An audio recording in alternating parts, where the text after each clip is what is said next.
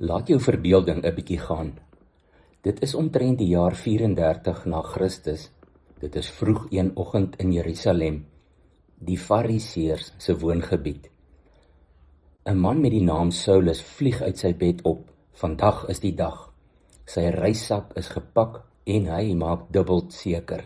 Die lasbriewe is ingepak en die lys van adresse waar daar moontlik Christene woon of skuil. Damaskus, hier kom ons. Saulus bid 'n kort gebed met sy hand op sy bors. Ek doen hierdie vir die Here en die wet, prewel hy eerbiedig. Op pad na Damaskus maal sy planne en sy voornemens deur sy gedagtes. Hy is nie 'n man op soek na antwoorde nie, maar een vol woede, op pad om nog navolgers van Jesus in kettinge terug te bring. In Handelinge 8 vers 1 is ons reeds gewaarsku. Hy was nie net 'n toeskouer van die vervolging nie, hy was waarskynlik op die voorpunt daarvan. Hy het huise binne gegaan, mans en vroue uitgesleep. Hier is geen soekende hart nie, geen stille twyfel wat wag om aangespreek te word nie, net haat en vyandskap, volstrekte vyandskap teen die naam van Jesus. En juis dan, daar op daardie pad na Damaskus, breek die lig deur, die ware lig. Lukas skryf vir ons van die groot helder lig en die groot stem.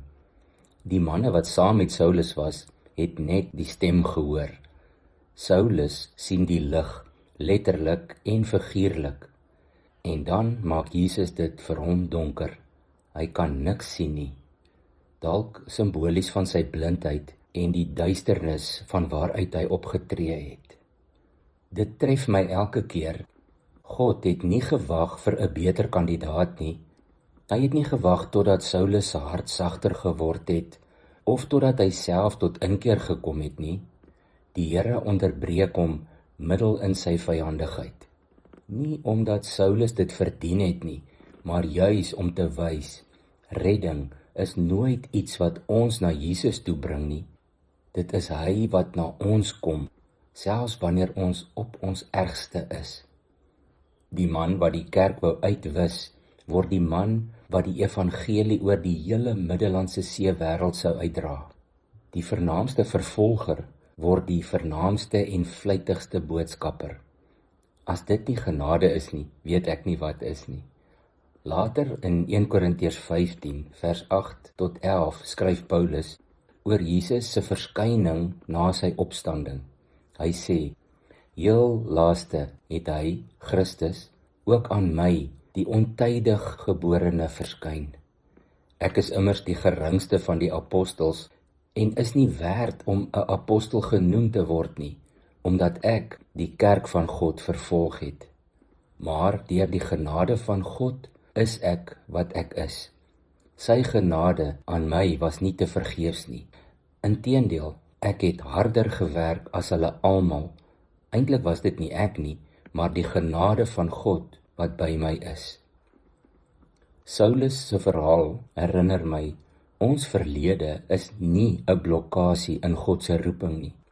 Dit word juis die duidelikste bewys dat redding van God alleen kom. Watter deel van jou verlede dink jy dalk diskwalifiseer jou van God se roeping?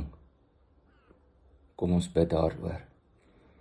Here, baie dankie dat U nie ons verlede teen ons hou nie, maar vergewe my waar ek myself soms diskwalifiseer, juis oor my verlede. Dankie dat U verlossing nooit van my verdienste afhang nie, maar net van U genade. Ek prys U naam daarvoor. Amen.